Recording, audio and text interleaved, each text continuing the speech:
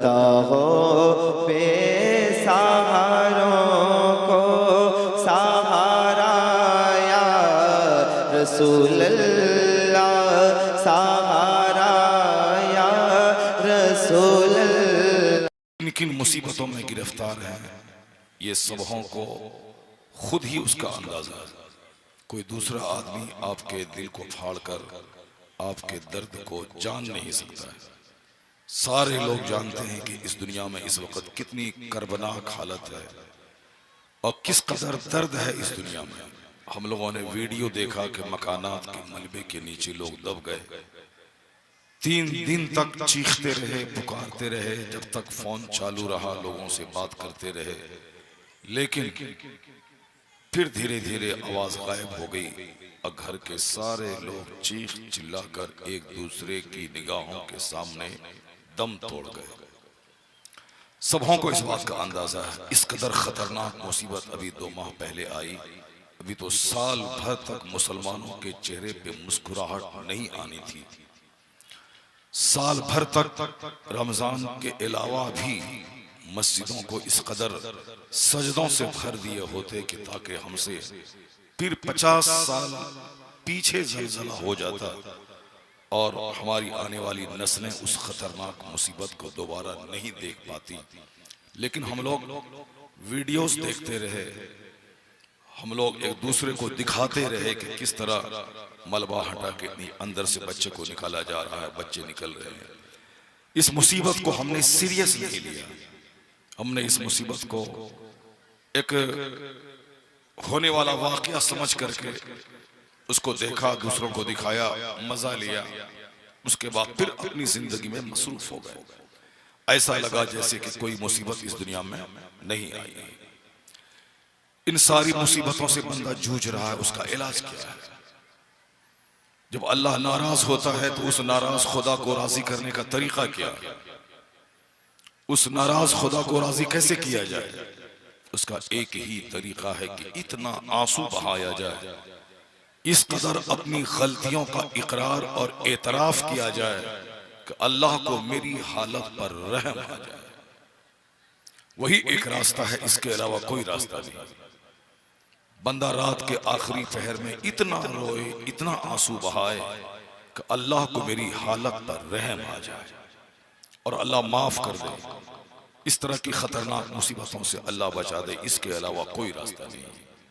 ये जलसा जुलूस उसी सीने के घमंड को तोड़ने के लिए मुनक्किद होता है। ये जलसा जुलूस तमाशा और तफरीह के लिए नहीं। माँ बहनों को पर्दे में बिठाकर उनको दीन सिखाने के लिए जलसे का इनेकाद होता है, मगर वो यहाँ आकर के इसके मछली मार्केट बना देती है। वो नहीं सोचती हैं कि किस तरह हमारा सुहाग लुटता है, कैसे हमारे बच्चों का मुस्तकबिल तारीक होगा, कैसे मेरे घर में रहमतों की बारिश होगी, मुस्तकबिल की तारीकी कैसे खत्म होगी।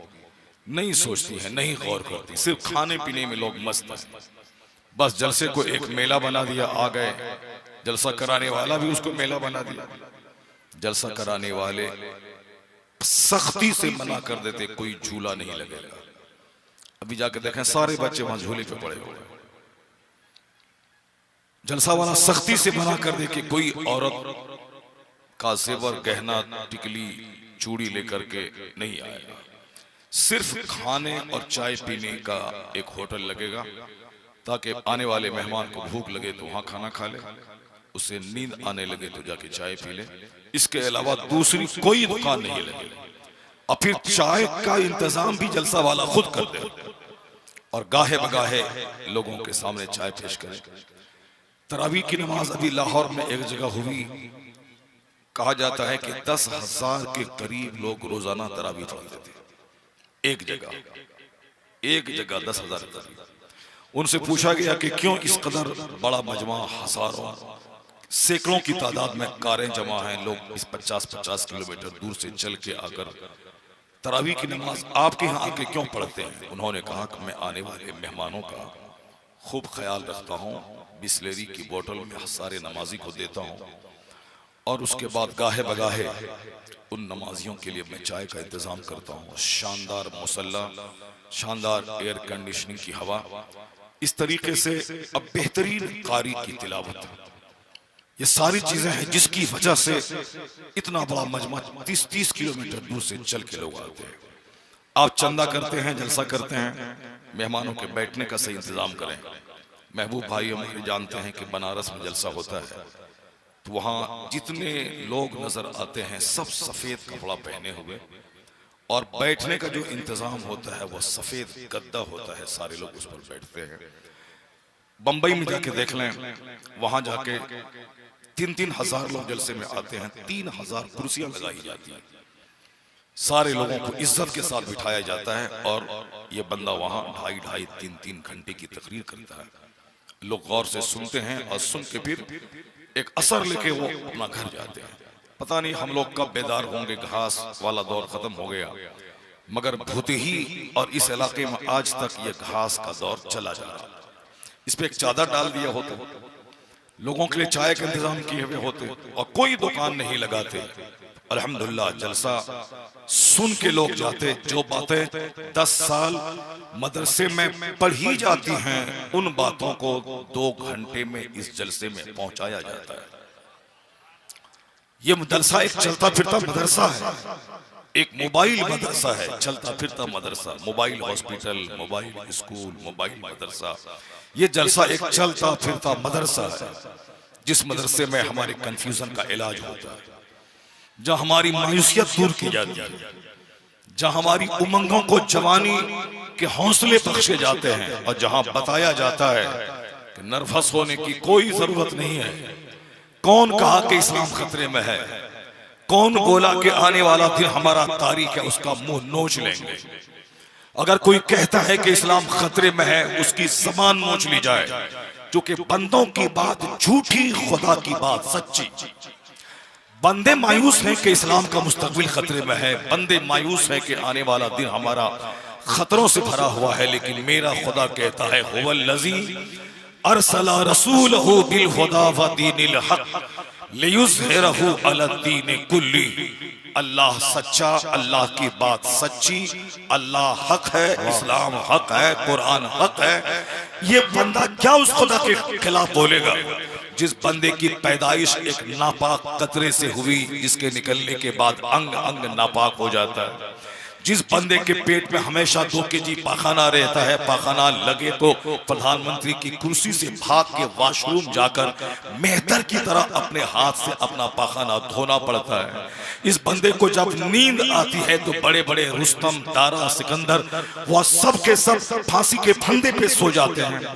नींद मेरी कमजोरी जो मेरे सारे गुरूर को तोड़ देती है, या पीछा पखाना मेरी कमजोरी जो मेरी सारी सुथराई सफाई का घमंड तोड़ देती है। ये बाल बच्चों की मौत मेरी कमजोरी जो एक बहुत बड़े 1000 बीघा जमीन के जोतने वाले का जवान बेटा जब मरता है उसका सारा गुरूर टूट जाता है। बाप के सामने बच्चों की मौत हो रही है, जलजले में बच्चों की लाशें सड़ रही हैं, ये हमारी कमजोरी है। आंधी तूफान ये मेरी औकात याद दिलाने के लिए आता है, ये बीमारियां ये मेरी औकात याद दिलाने के लिए आती है, ये पेशाब पाखाना ये मेरी औकात याद दिलाने के लिए है कि जब भी तुझे लगे कि मैं कुछ हूँ, मैं जमींदार हूँ, मैं पत्नीदार हूँ, मैं बिजनेसमैन हूँ, मैं ऑफिसर हूँ, मैं पूरे इलाके का प्रधान हूँ, मैं मुखिया हूँ, मैं प्रधानमंत्री हूँ, मैं अमेरिका का प्रेसिडेंट हूँ, जब भी लगे तो अल्लाह कहता है अपनी पैदाइश पे गौर कर लेना कि तेरी स्टार्टिंग कहानी कैसी है, तेरी बुनियाद कैसी है। जो एक नापाक कतरे से पैदा हुआ हो, जो माँ का माहवारी खून माँ के पेट में खा के पैदा हुआ हो, जो एक शर्मगाह से निकल कर दूसरी शर्मगाह से होता हुआ पेट में पहुंचा हो, फिर उस शर्मगाह से उसको निकाला गया हो, उसे खून की कीचड़ में लथपथ उसे निकाला गया हो, तो जब तू अपनी पैदाइश पे गौर करेगा तो सारा गुरूर चूर चूर हो जाएगा। पता चल जाएगा कि तू कमजोर है, तेरा खुदा ताकतवर है, तू आबिद है, तेरा खुदा माबूद है, तू साजिद है, तेरा खुदा मस्जूद है, तू कमजोर है, तेरा खुदा कवी है, तू कुछ नहीं है, तेरा खुदा ही सब कुछ है। नारे तकबीर, नारे रिसालत, सुभान अल्लाह सुभान कुलिल्लाहुम्मा मालिकल मुल्क तुतिल मुल्क मन तशा व तनज़िउल मुल्क मिम्मन तशा व तुइज़्ज़ु मन तशा व तुज़िल्लु मन तशा बियदिकल खैर इन्नका अला कुल्लि शैइन कदीर। सारे बादशाहों का बादशाह है वह खुदा, जिसे चाहता है इज्जत देता है, जिसे चाहता है जलील करता है, जिसे चाहता है हुकूमत देता है और जिससे चाहता है हुकूमत छीन लेता है। जब बंदा मगरूर होता है तो आंधी का झोंका उसको तबाह बर्बाद कर देता है। जब बंदा दौलतों पे घमंड करता है तो उसके मकान को उसके मलबे में तब्दील कर देता है। तो बंदे का कुछ नहीं चलता है, बंदा कमजोर पैदा हुआ है। अल्लाह सच्चा, अल्लाह की बात सच्ची, अल्लाह का पसंदीदा दीन है इस्लाम। दुनिया के सारे कुफ्फार और मुशरिकीन, गीधा के पुजारी, पाखाना को पाक समझने वाला, छुछंदर और बंदर के सामने पेशानी टेकने वाला, जानवरों को खुदा कहने वाला, समंदर की चंचल मौजों के सामने अपनी पेशानी टेकने वाला, ये नंगे रहने वाला, ये नंगे बदन, ये गंदा रहने वाला, ये क्या इस्लाम मिटाएगा? ये क्या कुरान मिटाएगा? मेरा कुरान सच्चा, मेरा खुदा सच्चा। ये सारे कुफ्फार मिलके इस्लाम मिटाना चाहें, नहीं मिटा पाएंगे, क्योंकि अल्लाह कहता है हुवल्लज़ी अरसला रसूलहू बिल हुदा व दीनिल हक लियुज़हिरहू अला दीनि कुल्ली। जो सारी कायनात का खालिक है वो अपने रसूल को दीन हक के साथ भेजा है, इसलिए कि इस्लाम को सारे मज़ाहिब पे गालिब कर दे, पता चल जाए सारे मज़ाहिब धाराशायी हो जाए, इस्लाम सब पर गालिब हो जाए। सुभान अल्लाह सुभान। इस्लाम मगलूब होने नहीं आया, इस्लाम गालिब होने आया है। ये हमारी बदअमली की सजा है कि लुच्चे लफंगे मुझे मिटाने की बात कर रहे हैं। ये हमारी बदअमली की सजा है कि लुच्चे लफंगे मेरी मस्जिदों से माइक हटाने की बात कर रहे हैं। ये हमारी बदअमली की सजा है कि लुच्चे लफंगे मेरे खिलाफ प्लान बना रहे हैं। ये मेरी बदअमली की सजा है। लेकिन जिस दिन ये मुसलमान बेदार हो गया और जिस दिन ये जाग गया कि मैं सिर्फ खाने पीने पहनने ओढ़ने के लिए नहीं पैदा हुआ हूं, मेरा मकसद हयात अल्लाह की इबादत करना है, और मकसद वो है, मगर घर रहने के लिए चाहिए, कपड़ा सतर ढकने के लिए चाहिए, मुझको पेट भरकर जिंदा रहने के लिए खुराक चाहिए। तो खुराक मकसद हयात नहीं है, मकान की तामीर मकसद हयात नहीं है, लिबास पहनना मकसद हयात नहीं है। ये जिंदा रहने के लिए जरूरी है, और जिंदा रहना क्यों है? अल्लाह की इबादत करने के लिए। लेकिन जब ये बंदा सिर्फ खाने का मुकाबला करता है कि खाने के लिए ही पैदा हुआ है, तीजा मैं खाना, 40वां मैं खाना, वलीमा मैं खाना, खतना मैं खाना, और साहब क्या है कि बर्थडे पार्टी मैं खाना, चारूम में खाना, 40वां में खाना, बरसी में खाना, लंगर का खाना, 11वीं का खाना, 12वीं का खाना, 6ठी का खाना, 25वीं सफर का खाना, अजमेर शरीफ का लंगर खाना। यानी सिर्फ खाने पे जब नजर हो और खाना ही जिंदगी का मकसद हो जाए तो अल्लाह तबारक व तआला उसकी इज्जतों को छीन लेता है।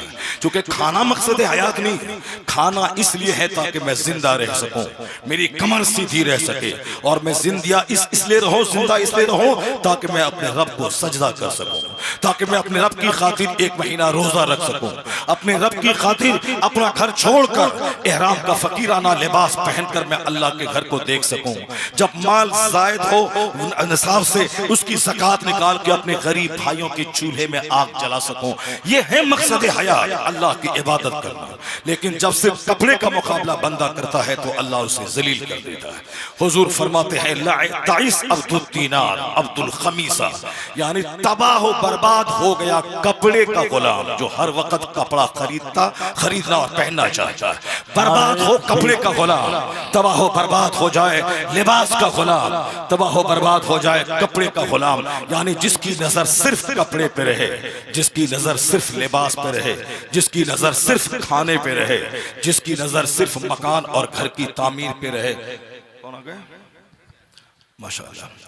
अब बैठ जाए सारे लोग, पीर साहब आने वाले हैं, उसके बाद फिर मैं निकल जाऊंगा। पीर साहब का चेहरा देखेंगे, गुफ्तगू सुनेंगे, सलातो सलाम और दुआ पे मजलिस का इख्तिताम होगा। मैं बहुत बड़ी लंबी चौड़ी तकरीर तो नहीं कर पाऊंगा, 2.5-3 घंटे जब बोलता हूँ तब मुझको